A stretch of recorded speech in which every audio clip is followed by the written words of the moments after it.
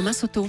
L'Europe s'apprête à abaisser ses barrières douanières vis-à-vis de la Chine. La décision doit être prise dans les jours qui viennent. Et cette décision, Nicolas Barré, bonjour. Bonjour Thomas. Elle inquiète de très nombreux secteurs qui redoutent des pertes d'emplois massives. Oui, ça inquiète pour la raison suivante. L'histoire, c'est que quand la Chine a rejoint l'Organisation mondiale du commerce il y a une quinzaine d'années, il y a 15 ans exactement, l'Europe avait dit, écoutez, d'accord pour ouvrir le commerce avec vous, mais nous, Européens, nous considérons que vous n'êtes pas vraiment une économie de marché parce que vous aidez vos entreprises, le marché chinois n'est pas totalement ouvert, etc. Donc, de notre côté, on se réserve le droit de mettre en place des barrières anti-dumping et puis on les retirera le jour où vous serez vraiment une économie de marché. Bon, mais alors on en est là, ça y est, la Chine est une vraie économie de marché. Alors, on en est là parce qu'on s'était donné 15 ans et donc c'est cette année effectivement que l'Europe doit décider ou non de lever ses barrières douanières.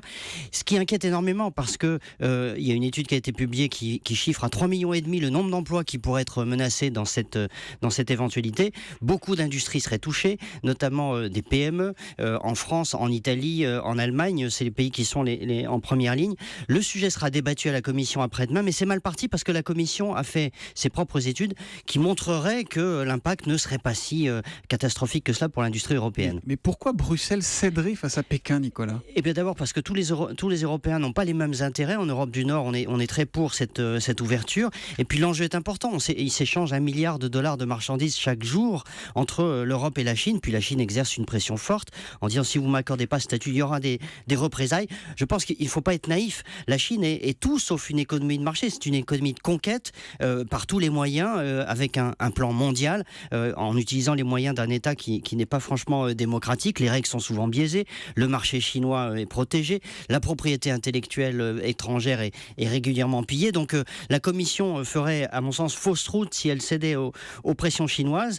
Et il faut que ce débat, finalement, sorte du petit cercle bureaucratique bruxellois et vienne dans l'espace public parce que l'enjeu est considérable. Et ça se joue donc vraiment dans les prochains jours. Et vous nous dites, il ne faut pas ouvrir. Hein. Votre position est claire, Nicolas Barré. En tout cas, il ne faut pas être naïf avec les Chinois. Il faut négocier en position de force. Voilà. Nicolas Barré, directeur de la rédaction des Échos, qu'on retrouve tous les matins après le journal de 8h pour l'édito Écho d'Europe 1. À demain, Nicolas.